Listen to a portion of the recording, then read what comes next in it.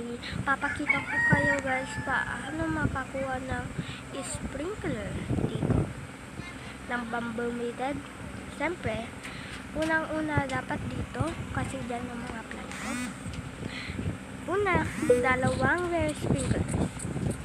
Sa susunod, tatlong uncommon at apat na fake. Doon paano makakuha ng malaking bamboo. Kaya tingnan nyo lang. Diba? Malaki na agad. Tingnan natin yung pinakamalaking bamboo na makukuha natin.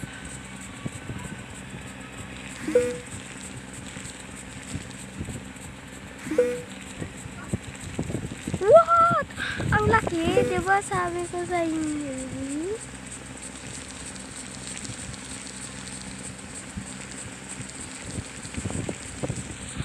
Wow! Mag-i-skip tayo Ten ten ten ten ten ten ten ten ten ten ten ten. Kita nyo gaano kalaki. Okay, good.